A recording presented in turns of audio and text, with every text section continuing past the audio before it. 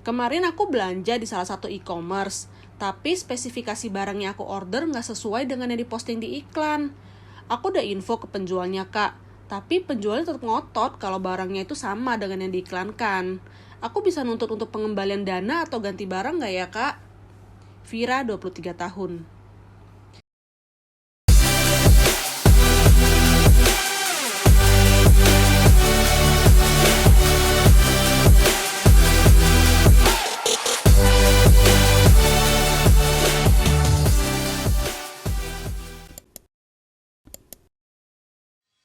Hai Hukuminders, aku Li, welcome to channelnya Hukumain. Gimana nih kabar teman-teman semua? Semoga selalu dalam keadaan sehat ya. Menurut Ahmadi, e-commerce merupakan aktivitas pembelian dan penjualan melalui jaringan internet, di mana pembeli dan penjual tidak bertemu secara langsung, melainkan berkomunikasi melalui media internet. Nah, dalam transaksi jual beli tradisional maupun e-commerce, kita mengenal ada yang namanya penjual atau pelaku usaha dengan konsumen sebagai pembeli. Pelaku usaha atau penjual, menurut Undang-Undang Perlindungan Konsumen Pasal 1 Ayat 3, menyatakan bahwa pelaku usaha adalah setiap orang perseorangan atau badan usaha, baik yang berbentuk badan hukum maupun bukan badan hukum, yang didirikan dan berkedudukan atau melakukan kegiatan dalam wilayah hukum negara Republik Indonesia, baik sendiri maupun bersama-sama melalui perjanjian penyelenggaraan kegiatan usaha dalam berbagai bidang ekonomi.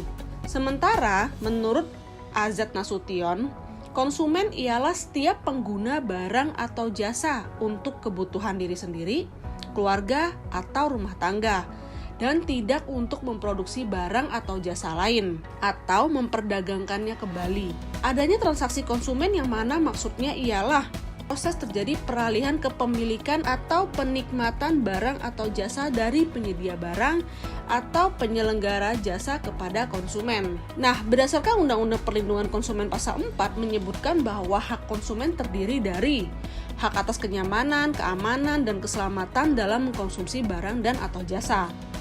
Huruf B, hak untuk memilih barang dan atau jasa serta mendapatkan barang dan atau jasa tersebut sesuai dengan nilai tukar dan kondisi serta jaminan yang dijanjikan. Huruf C, hak atas informasi yang benar, jelas, dan jujur mengenai kondisi dan jaminan barang dan atau jasa. Huruf D, hak untuk didengar pendapat dan keluhannya atas barang dan atau jasa yang digunakan.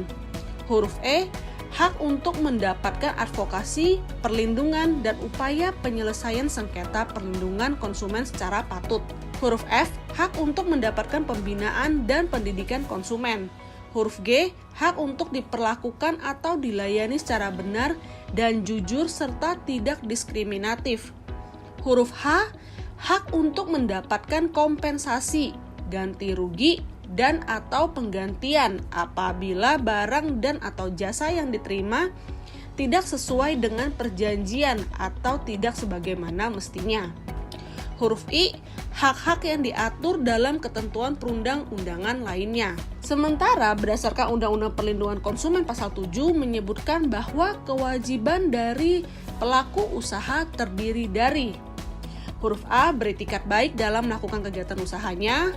Huruf B, memberikan informasi yang benar, jelas, dan jujur mengenai kondisi dan jaminan barang dan atau jasa, serta memberi penjelasan penggunaan, perbaikan, dan pemeliharaan. Huruf C, memperlakukan atau melayani konsumen secara benar dan jujur, serta tidak diskriminatif. Huruf D, menjamin mutu barang dan atau jasa yang diproduksi dan atau diperdagangkan berdasarkan ketentuan standar mutu barang dan atau jasa yang berlaku.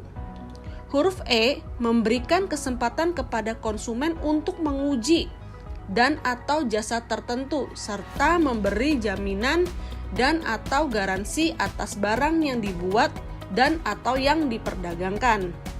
Huruf F, memberikan kompensasi, ganti rugi, dan atau penggantian atas kerugian akibat penggunaan, pemakaian, dan pemanfaatan barang dan atau jasa yang diperdagangkan.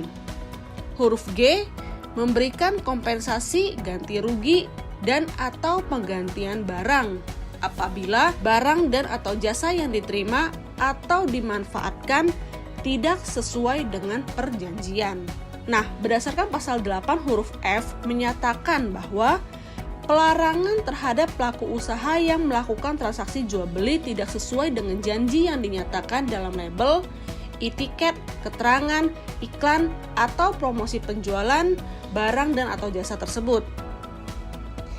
Sehingga pelaku usaha yang menjual barang tidak sesuai dengan iklan dan tidak memiliki etiket baik dapat diancam pidana pasal 62 ayat 1 Undang-Undang Perlindungan Konsumen, yaitu pelaku usaha yang melanggar ketentuan sebagaimana dimaksud dalam pasal 8 dapat dipidana dengan pidana penjara paling lama 5 tahun atau pidana denda paling banyak 2 miliar rupiah. Hal ini juga selaras dengan kontrak elektronik pasal 46 ayat 2 PP nomor 71 tahun 2019 bahwa transaksi elektronik dilakukan berdasarkan kesepakatan kedua belah pihak. Nah, jadi jelas ya guys, apabila transaksi jual beli yang dilakukan di e-commerce tidak sesuai dengan kesepakatan, maka dapat diancam pidana sesuai dengan Undang-Undang Perlindungan Konsumen. Selain dengan Undang-Undang Perlindungan Konsumen, transaksi yang tidak sesuai dengan kesepakatan dapat digugat juga melalui hukum perdata, yaitu wan prestasi. Namun sangat disarankan juga untuk kedua belah pihak, baik pelaku usaha maupun pembeli, dapat melakukan rundingan terlebih dahulu dengan difasilitasi oleh si e-commerce tersebut. Biasanya kalau di e-commerce seperti itu ada yang namanya klaim bahwa barang tidak sesuai. Nah, namun apabila jalur itu sudah ditempuh dan tetap tidak difasilitasi ataupun tidak ada etiket baik dari si penjual, maka dapat digugat melalui Undang-Undang Perlindungan Konsumen. Nah, jadi sekian ya Hukum Minders tentang belanja di e-commerce nggak sesuai dengan yang diiklankan berdasarkan hukum positif di Indonesia. Yuk dukung kami dengan like, subscribe, dan share ke teman-teman kamu. Mungkin mereka ada yang butuh. Semoga bermanfaat. Thank you and stay healthy.